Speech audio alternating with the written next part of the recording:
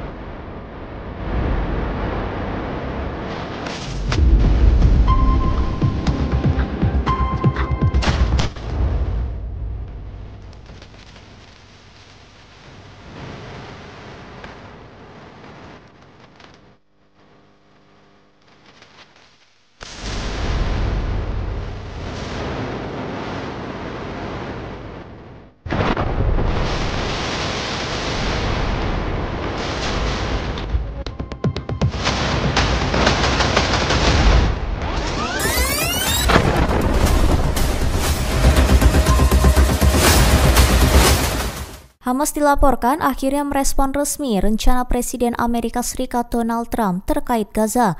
Melalui pernyataan pada Jumat 3 Oktober 2025, Hamas menyatakan setuju dengan kerangka kerja pertukaran tahanan dan penarikan Gaza, namun menekankan bahwa hak-hak dasar Palestina harus diputuskan melalui konsensus nasional serta mendapat dukungan PBB.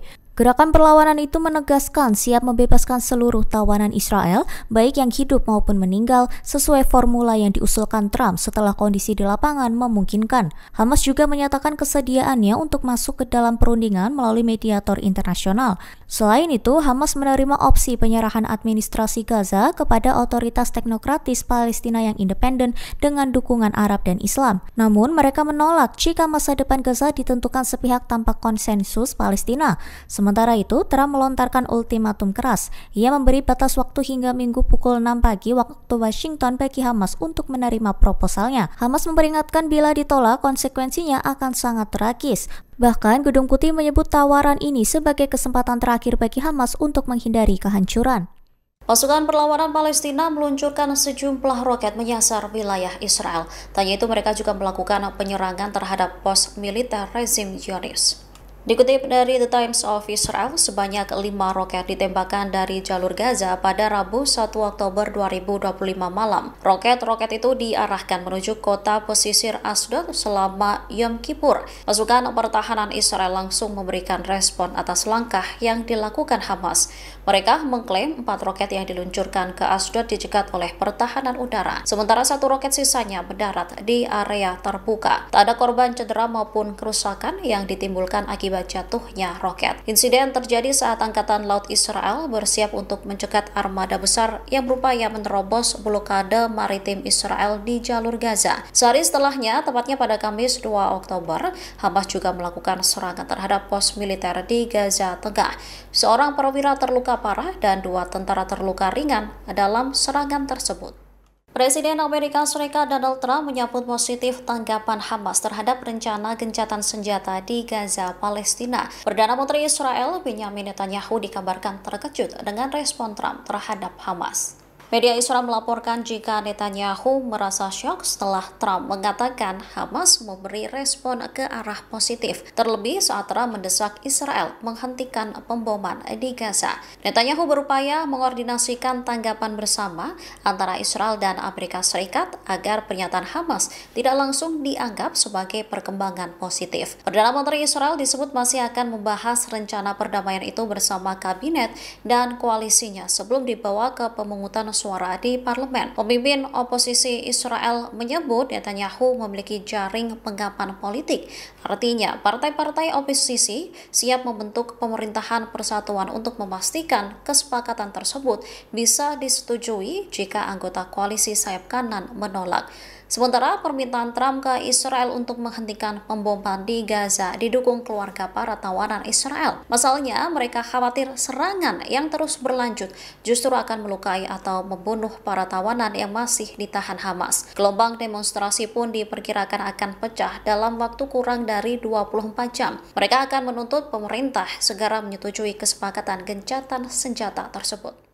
Militer Israel kembali melakukan pemboman besar-besaran menyasar wilayah Gaza, Palestina. Tindakan ini dilakukan meskipun militer mengumumkan peningkatan kesiapan untuk melaksanakan tahap pertama rencana Presiden Amerika Serikat Donald Trump untuk pertukaran tahanan. Serangan Israel disebut kian heboh setelah perjanjian dihentikannya serangan ke Gaza diumumkan. Pesawat militer Israel meluncurkan serangan yang diduga menargetkan para pengungsi dan penyedia layanan kemanusiaan. Tembakan terhadap para pengungsi dilakukan setelah Israel memperingatkan mereka untuk pergi. Dikutip dari Al-Mayadin, pada Minggu 4 Oktober 2025, tentara Zionis mengejar warga sipil di lebih dari satu lokasi. Penembakan hebat pun dilaporkan terjadi di wilayah utara kota Gaza. Sementara serangan udara Israel menargetkan sebuah rumah di daerah Al-Masahra di lingkungan Al-Tufah di timur kota yang mengakibatkan cedera. 4 orang tewas dalam serangan udara Israel yang menargetkan sebuah rumah di daerah Al-Masahra di lingkungan Al-Tufah. Serangan udara juga menewaskan 2 warga Palestina dan melukai lainnya di Jalan Al-Mahribi di lingkungan Al-Sabra, selatan kota Gaza. Artileri Israel turut menargetkan bagian utara kamp pengungsi Al-Buretz di jalur Gaza, bagian tengah, dan menembaki pusat Khan Yunis.